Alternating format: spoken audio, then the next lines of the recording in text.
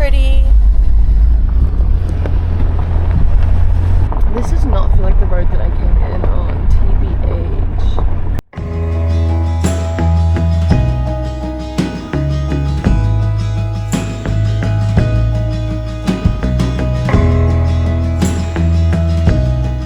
We're back on the same topic as before because I have to overthink everything. But the fact that the government is like, we give government support to those in need.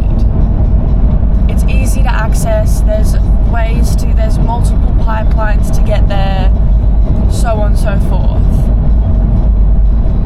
Great, but if you don't have an ID or a birth certificate, let's say that you're able to get this government support and they're able to transfer it into your bank account. Let's say that you're able to open a bank account. You can't get the money out of the bank account because you don't have the ID to prove that it's your bank account. Like, there's just... Oh, and then, you know, if you don't have a house, where are you supposed to get the ID delivered? Where are you supposed to put your address on the ID?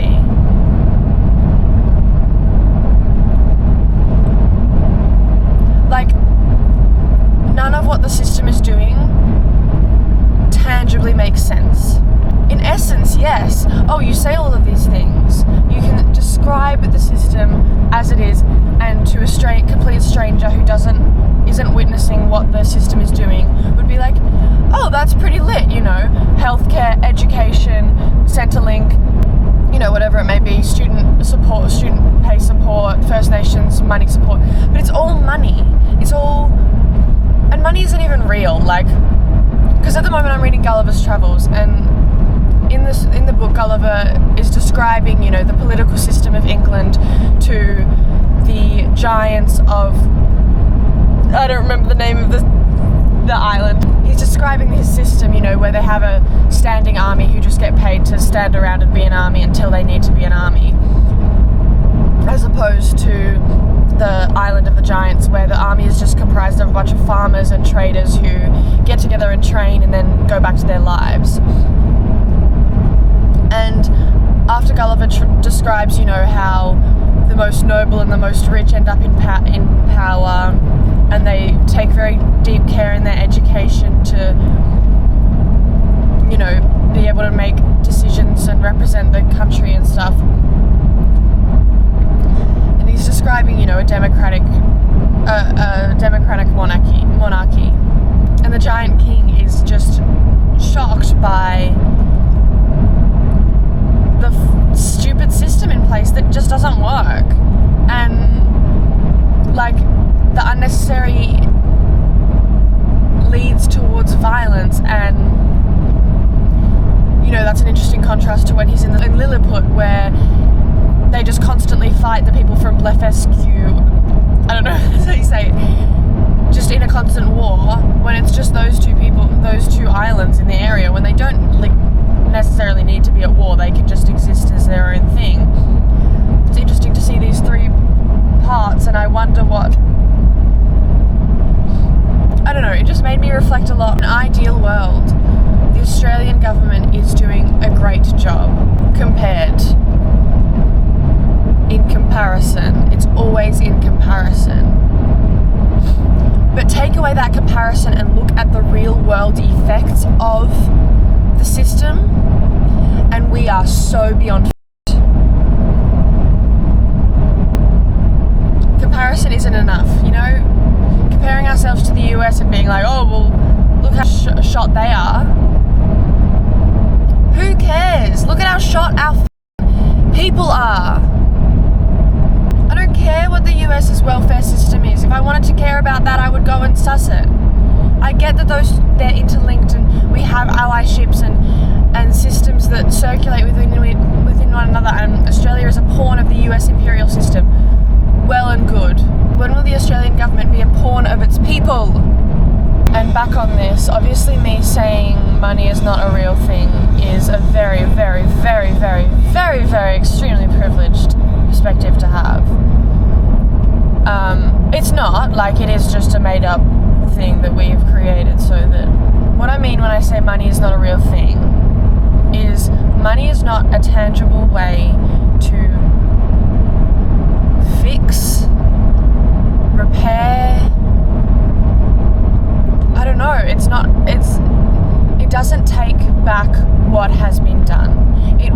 cannot take back what has been done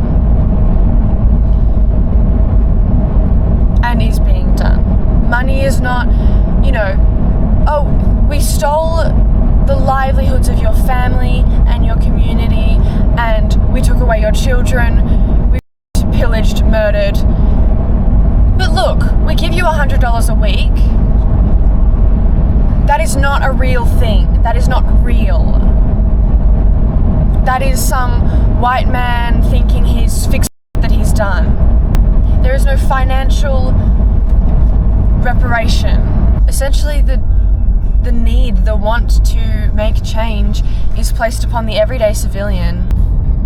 There's only so much that one 20-year-old in her car can do.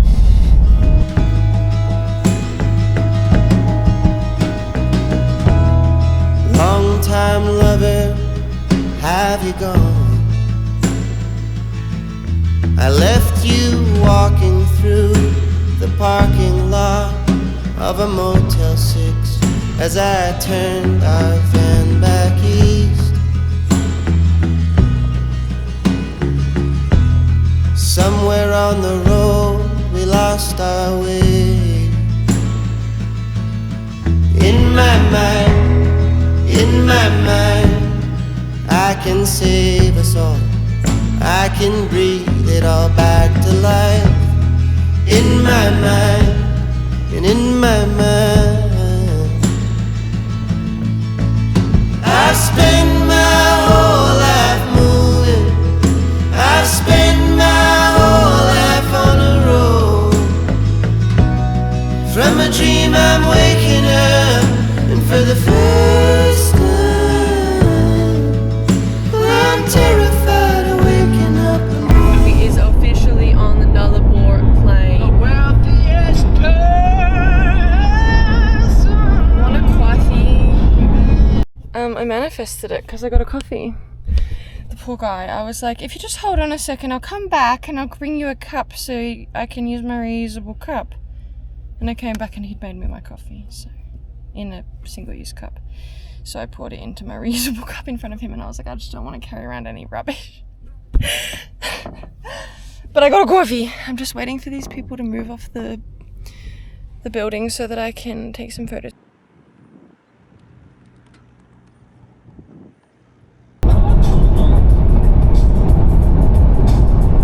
I also got myself a spinach and ricotta pie for lunch. Sorry, that was weird and creepy. I don't want to be that guy, but I have some bones to pick with the nullarbor. The word nullarbor comes from Latin.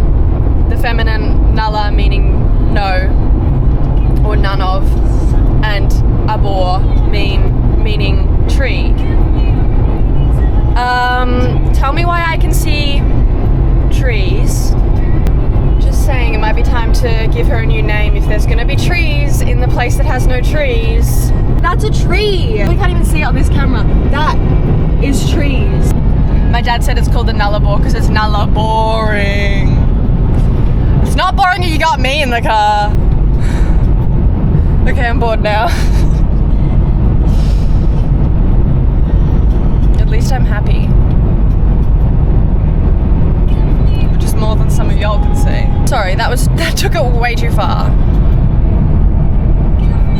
Though some of you guys do need to be a little bit more like joyful and whimsical. I won't name names. You know who you are. If you feel attacked by this statement, I'm speaking to you. I've taken a little detour. Once again. When am I not taking a detour? Isn't that what this whole journey is? It's bloody delectable. Oh, you can't even see all of those cliffs. And it's just, and then there's cliffs. It's literally like the edge of the earth. Wait, flat earth theory? Guys, I have a new idea. Maybe the earth is just really flat. I don't know. I don't want to put that sort of ideology in the hands of the stupid though, so I won't say it too loud, you know. Oh, and there's some good old info. I've got an info board. Yes. Slay per wow. Truly wow. I want to jump in there. I would so die. But it would be fun. It'd be a good bit of footage.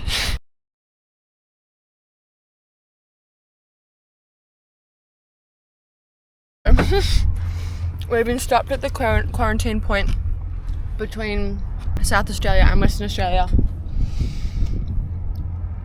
And I don't know why, I just kind of assumed, like, I knew that you can't take across certain things, but I just kind of assumed that, like, apples and, I don't know, fruit and veg would be okay, but it's not.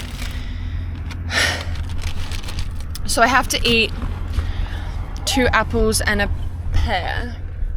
Be so serious, I'm not even hungry. I wouldn't have got that freaking roll if I knew that. This is so silly. I can't eat 2 apples and a pear. My pear's not even ripe.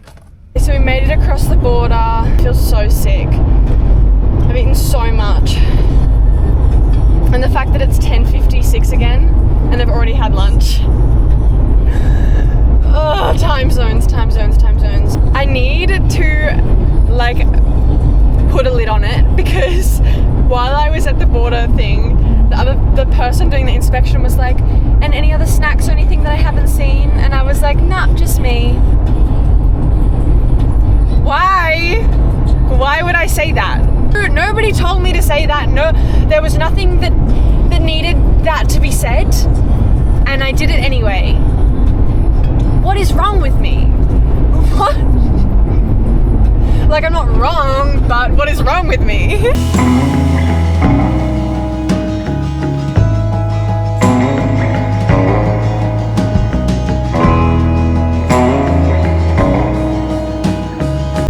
Here's the update. It's not good. It can be fixed, but it's not great. So I spoke to the people at Cocklebiddy where I was going to take the turn off to head down to Twilight Cove, and I asked them how off-road it became, and they were like, it's very off-road. We had some co-workers who got lost for 26 hours and the police had to pull their car out of the sand. So not really the vibes that I'm heading for this trip. You know, we almost got there the first time, really not trying to hit that one on the second. So I just cleaned all my windows, topped up my fuel, got myself some dinner, which is just another veggie pasty because that's the only vegetarian options we're getting for miles. And we're heading for another 4 hours. So we will get there just as the sun sets. We're heading for another 4 hours to Norseman. And then in the morning we'll do 2 hours to Esperance and just spend the day in Esperance. That's the plan, Stan. If it changes, I guess I'll just have another breakdown. I did, like, freak out a little bit when my plan was ruined. But that's just because, like, once I have something in my brain that's going to happen and it doesn't happen, you guys get it. Good evening, Godjensons. We've pulled up in Norseman. I've just set up for the night and washed my feet. Had like a little cloth shower. Just gave myself a little wet cloth down. So tomorrow will be about 2 and a bit hours to Esperance, which also does mean that we're like low-key ahead by a day almost. And we're supposed to be spending 2 nights in Esperance, but I have another feeling that I have indeed chosen another off-road spot. So I'll have a look at that now. So I just calculated it. And today I drove for 12 hours and 15 minutes. That is fully insane. Fully insane. With the time zone difference, it only felt like 9 hours because the time went back 3 hours. But that is still hectic. The shirt that I bought in Sejuna, it was so out of my budget, but I was supporting a local artist, and now I have a cool shirt, and maybe I'll gift it to somebody. I don't know if... Ow! Don't be dramatic. So here it's 7, In Adelaide, Adelaide, Ceduna, they're on the same time zone. It's 9:30.